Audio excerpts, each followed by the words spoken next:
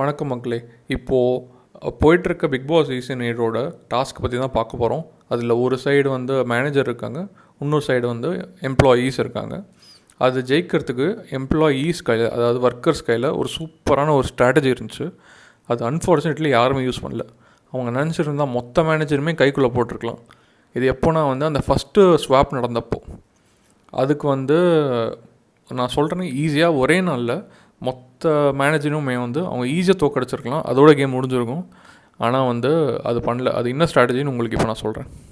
Workers actually ஜெயிக்கிறதுக்கு என்ன பண்ணியிருக்கணும்னா, first swap நடக்க போகுதுன்னு பிக் பாஸ் சொன்னார். அது சொன்னப்போவே அவங்க ஒரு பிளான் பண்ணியிருக்கணும். இப்போ ஃபார் எக்ஸாம்பிள் அருண் வந்து ஒர்க்கர்ஸ்லேருந்து எம்ப்ளாயர் சைடில் போகிறாரு. அண்டு அங்கேருந்து வந்து ஃபார் எக்ஸாம்பிள் யார் வேணால் வரட்டுமே, முத்துவே வராரு கூட வச்சுப்போமே. இப்போ என்ன பண்ணணும், ஒர்க்கர்ஸோட ஆள் ஒருத்தர் மேனேஜர் போயிட்டார், மேனேஜர் ஒருத்தர் ஒர்க்கர் ஆகிட்டார். சரியா? இப்போது அந்த வீடு ஃபங்க்ஷன் பண்ணுறதுக்கு ஒரே ஒரு மேனேஜர் இருந்தால் போதும். ஏன்னா மேனேஜர் பெருசாக ஒன்றுமே பண்ணல. அங்கேருந்து வந்து அனௌன்ஸ் மட்டும் தான் பண்ணுறாங்க. இதுக்கு அவர் மிதிக்கிறாரு, அதுக்கு இவர் மிதிக்கிறாரு, மொத்த வேலையுமே ஒர்க்கர்ஸ் தான் பண்ணுறாரு. ஸோ ஒர்க்கர்ஸ் எல்லாம் என்ன பண்ணியிருக்கணும், என்ன ஸ்டாண்ட் எடுத்துருக்கணும்னா, அங்கே வந்து இப்போது நான் சொன்ன எக்ஸாம்பிள் படி அருண் போகிறாரு. அருண் சொன்னால் மட்டும்தான் நாங்கள் மிதிப்போம். வேறு எந்த மேனேஜர்ஸ் பேச்சுமே கேட்க மாட்டோம். அருண் வந்து சைக்கிள் இதுக்காக மிதின்னு சொன்னால் மட்டும்தான் கேட்போம் அப்படின்னு ஒரு ப்ரொட்டஸ்ட் எடுத்துருக்கணும், ஸ்ட்ரைக் பண்ணியிருக்கணும்.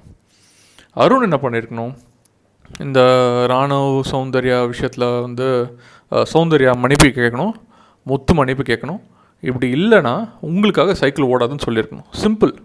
அதுக்கப்புறம் வந்து இப்போது யாராச்சும் ஒர்க்கர்ஸ் இருக்காங்க வச்சுக்கோங்க, ரயானு இல்லை ரஞ்சித் சார், யாருக்காச்சும் வந்து பாத்ரூமில் தண்ணி தேவைப்படுச்சுன்னா ஈஸியாக அருண் ப்ரொவைட் பண்ணியிருக்கலாம். ஏன்னா மேனேஜர், அவருக்கு அந்த ஒரு உரிமை இருக்குது, அந்த பவர் இருக்குது. ஆனால் மேனேஜர்ஸ் மித்த எல்லாருமே வந்து டிமாண்ட் பண்ணால் ஒர்க்கர்ஸ் கேட்கலன்னா அவங்களுக்கு ரொம்ப பெரிய கஷ்டமாயிடும்.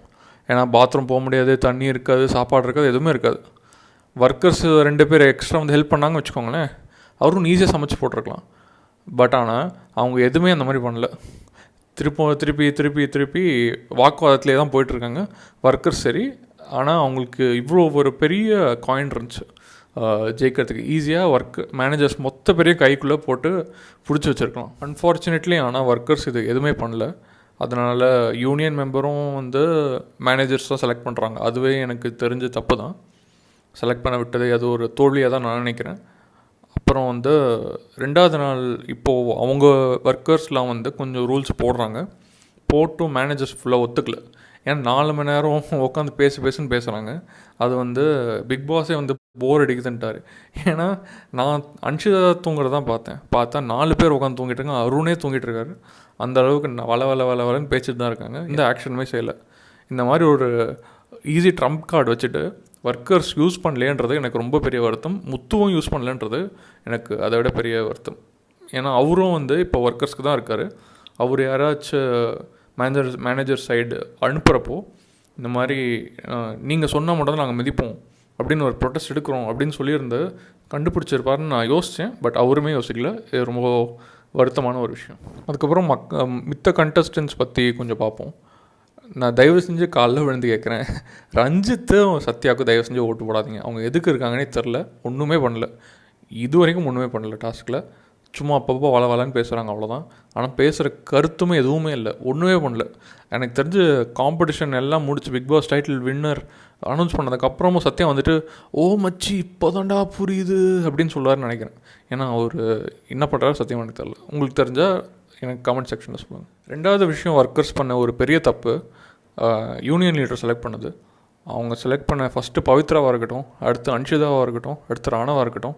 அன்ஷிதா வச்சு கொஞ்சம் சண்டை போட்டாங்க. பட் ராணவ் அண்ட் பவித்ரா வேஸ்ட்டுன்னு நினைக்கிறேன். ஏதாச்சும் சும்மா பேசுகிறாங்க, பட் தனியாக கூப்பிட்டு போய் தீபாக்கெலாம் ஈஸியாக அடித்து மண்டே கழுவிடுறாரு. யூனியன் லீடருன்ற தகுதியே அவங்களுக்கு சத்தியமாக இல்லை. மித்த கண்டஸ்டன்ஸில் நோட்டபுளான பிளேயர்ஸ் வந்து அஃப்கோர்ஸ் முத்து அண்ட் அருண் தான். முத்து எனக்கு இப்போவுமே டாப்பில் தான் இருக்கார். ஏன்னா அருண் வர்சஸ் முத்துன்னு தான் எப்போவுமே ஃபைட் வந்துச்சு. அண்ட் விஜய் டிவி எப்போவுமே வந்து அருணுக்கு ப்ரமோட் பண்ணிகிட்டே இருந்தாங்க, நம்மளுக்கு நல்லாவே தெரியும். அது தவிர ஆனால் முத்து வந்து நல்லா சண்டை போடுறாரு. நேற்று அந்த ஒர்க்கர்ஸ் வர்சஸ் மேனேஜர்ஸ் ஆரம்பித்த நாள் அவர் கொஞ்சம் தப்பான பாயிண்ட் எடுத்து வச்சார் மேனேஜராகிறது. அது மட்டும் தான் ஒரே மன வருத்தம். அது தவிர முத்து தான் டாப். எனக்கு இப்போது என்னோடய ஓட்டு முத்துக்கு தான் போகுது.